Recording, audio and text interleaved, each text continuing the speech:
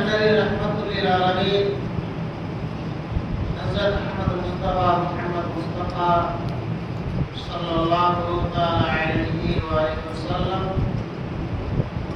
তার উপর শত সহস্র দরুদ ও সালাম শান্তি তার বর্ষিত হোক। আল্লাহুম্মা সাল্লি আলাইহি ওয়া সাল্লিম।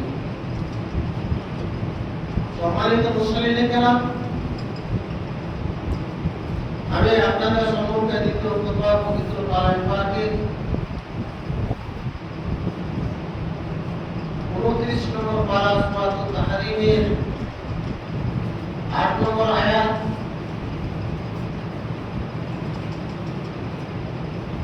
এবং সূরাতুন নিসার 18 নম্বর আয়াতটি তেলাওয়াত করেছি।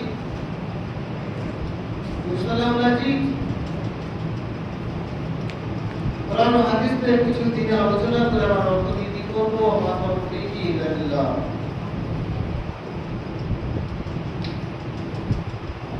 ইসলাম, আমি যে বিষয়টি নিয়ে আপনাদের সম্মুখে আলোচনা করার ব্যবস্থা করেছি সেটি হচ্ছে তওবা সম্পর্কে। আমরা মানুষ, আমাদের দ্বারা ভুল স্বাভাবিক ভুল হতে পারে। আল্লাহ পাক রব্বুল আলামিন আমাদের ফিতরাতকে এমন ভাবে তিনি তৈরি করেছেন যে আমরা ভুলের মধ্যে আমরা সবসময় পড়ে থাকছি।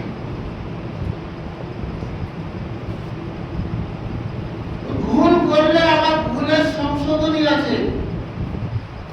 জীবনে যদি আপনি কোনো কর্মে যদি ভুল করেন কোনো কাজে, তাহলে তার জন্য একটা সংশোধনের একটা নিয়ম পদ্ধতি আছে।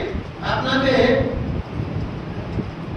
তার থেকে রেহাই পাওয়ার জন্য কতগুলো নিয়মাবলী আছে যেগুলো পালন করতে হবে। যেমন আমরা যে দেশে বসবাস করছি, যদি আমরা মার্ডার করি, চুরি করি, ব্যভিচার করি, যে কোনো রকমের অপকর্ম আমরা করি না কেন, যদি আমরা আমাদেরকে যদি প্রশাসনের দ্বারস্থ হতে হয়, তাহলে প্রশাসন ভারতবর্ষের যে সংবিধান আছে সে সংবিধান অনুপাতে আপনার সাজা, আপনার শাস্তি বিধান করা আছে। যেমন কর্ম করবেন তেমন ধারা আছে, সে ধারা অনুপাতে আপনার শাস্তি হবে। শাস্তি হওয়ার পর আপনি রেহাই পাবেন। এবার আমরা শরঈ দৃষ্টিতে আমরা যে তওবা করব, শরঈ দৃষ্টিতে যে আমরা আমাদের জন্য যে তওবা আছে, তওবা দরজাটা খুলে রেখেছে, সেটা কি পালন করবেন আপনি? তওবা জীবনে চলার পথে আমরা অনেক রকমের আমরা পাপ করে থাকি। জীবনে চলার পথে আমাদের পাপের সীমা নেই। যে কোনো সময় যে কোনো কথাবার্তা চলাফেরার মাধ্যমে মানুষের সাথে উঠা বসা করার সময় আমরা কথায় কথায় আমরা পাপ করে থাকি। জেনে বুঝে আমরা যদি পাপ করি, তাহলে তার বিধান কি? আর অজান্তে যদি আপনি পাপ করে থাকেন, তাহলে তার বিধান কি আছে? আল্লাহ পাক রব্বুল আলামিন সূরাতুন নিসায় বলেছেন, إنما التوبة على الله للذين يعملون السوء بجهالة ثم يتوبون من قريب أولئك يتوب الله عليهم وكان الله عليما حكيما। নিশ্চয় তওবা ওই ব্যক্তির জন্য যারা অজান্তে পাপ করলো, খারাপ কাজ করলো, নোংরা কাজ করলো, অজান্তে গুনাহ কাজ করে ফেললো, করার পরে সে নিজে অনুভব করলো, ভাই আমি যে কাজটা করলাম এটা ঠিক না, এটা গুনাহ কাজ, এটা পাপের কাজ, এটা করা ঠিক হলো না। সাথে সাথে করলো কি? সময় এতক্ষণ আমি পারি, যখন সে অনুভব করলো সে পাপে অনুতপ্ত হয়ে, সে কথা বা কর্মে অনুতপ্ত হয়ে সে করলো কি? তওবা নস্তার চূড়া পড়ে দিল, নস্তার আল্লাহ তওবা করবো, আমার করে দিও, আমি জীবন আর এরকম কাজ করবো না। সাথে সাথে আল্লাহ বলছেন সময় এতক্ষণ আমি পারি,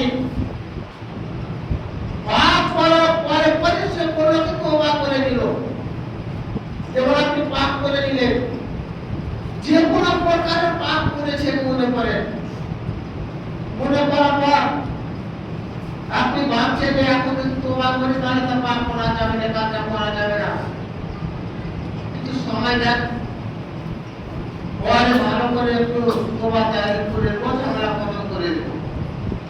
হতে পারে আপনি আর তওবা করার সময় পাবেন না, হতে পারে আপনি আর তওবা করার সময় পাবেন না। যে সময়টুকু আপনার হাতে আছে সময়কে কাজে লাগিয়ে সাথে সাথে আপনি তওবা করুন। আল্লাহ বলেন সুম্মা ইয়াতুবুনা মিন করিব, পাপ করার পর সে বুঝতে পারলো খারাপ আমল করার পর অনুতপ্ত হয়ে সে করলো কিছু সাথে সাথে তওবা করে দিল, আল্লাহর কাছে ফিরে আসলো, আল্লাহ আমি বিরাট বড় ভুল করে ফেলেছি, তুমি আমাকে ক্ষমা করে দাও। আল্লাহর কাছে ক্ষমা প্রাপ্তি হলো। সে আমরা বর্তমান যুগের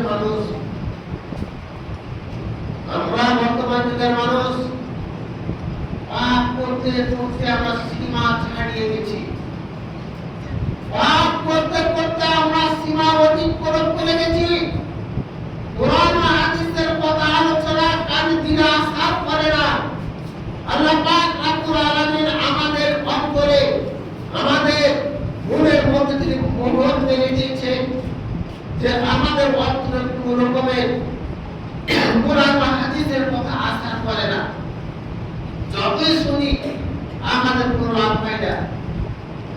কোরআন ও হাদিসের কথা যতই আমরা শুনি আমরা কাজে লাগাই না। ব্রাদার ইসলাম, একটু মনোযোগ দিবেন। কোরআন ও হাদিসের আলোচনা শোনার পর যদি আপনি আমল যদি না করেন, কিয়ামতের দিন যখন আল্লাহ পাক রব্বুল আলামিনের দরবারে গিয়ে আপনি যে পাপ করেছেন সে পাপ সম্পর্কে যখন আল্লাহ পাক রব্বুল আলামিন আপনাকে জিজ্ঞাসা করবেন, বান্দারে তুই কি জানতিস না এটা পাপের কাজ, সেদিন আপনি আল্লাহ পাক রব্বুল আলামিনের কাছে মিথ্যা কথা বলার চেষ্টা যদি করেন, আল্লাহ আপনার মুখে মোহর মেরে দিবেন। দেওয়ার পর আপনার হাত পা চোখ নাক কান গলা আপনার চুলের কাছ থেকে পর্যন্ত আল্লাহ সাক্ষী নেবেন। সেই দিন তারা বলবে, আল্লাহ অমুক দিন এত টাইমে এত তারিখের জুমার খুতবায় অমুক খাতিব এর সম্পর্কে আলোচনা করেছিল, আল্লাহ জানে, বুঝেছিল, অথচ তা আমল করেনি। সেদিন কি করবেন? সেদিন কি করবেন? আপনি বলবেন আপনার শরীরকে, যারা সাক্ষী দিবে আপনার শরীরের অঙ্গ প্রত্যঙ্গ, তাদের আপনি জিজ্ঞাসা করলেন, মাস তুমি আলাইনা, আরে শরীর, আরে মাথা, আয় কান, এই চোখ, এই নাক, এই হাত, এই আঙ্গুল, আর যদি আমার বিরুদ্ধে সাক্ষী দিলে কেন? সেদিন আপনি প্রশ্ন করবেন, ব্রাদার ইসলাম, কোনো লাভ হবে না, কোনো লাভ হবে না। তাই সময় থাকতে সতর্ক হয়ে যান। জীবনে যত পাপ করেছে, পাপ করার পর যখন আপনি সময় পেলেন, সময়ের সাথে সাথে আপনি কোরআনকে তওবা করে ইস্তেগফার করেন, তাহলে যে আপনার তওবা কবুল হবে।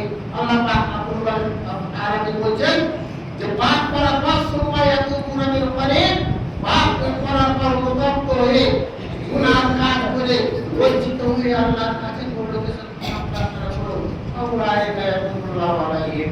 আল্লাহ বলেন আউলাইকা ইয়াতুবুল্লাহু আলাইহিম, তাদের তওবা কবুল অবশ্যই আল্লাহ পাক রব্বুল আলামিন। আল্লাহ বলেন আউলাইকা ইয়াতুবুল্লাহু আলাইহিম, তাদের কবুল তওবা কবুল আল্লাহ দেখো। ওয়া আল্লাহু আলিমান হাকিমা, নিশ্চয় আল্লাহ পাক রব্বুল আলামিন তিনি হচ্ছেন জ্ঞানী আর মহাবিজ্ঞান।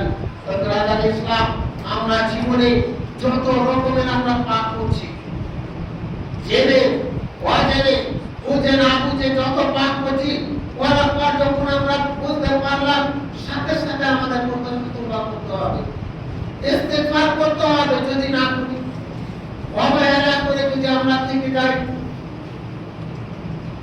অবহেলা করে যদি আমরা যদি বলি কি থেকে যাই, তাহলে আমাদের অবস্থা কি হবে জানেন?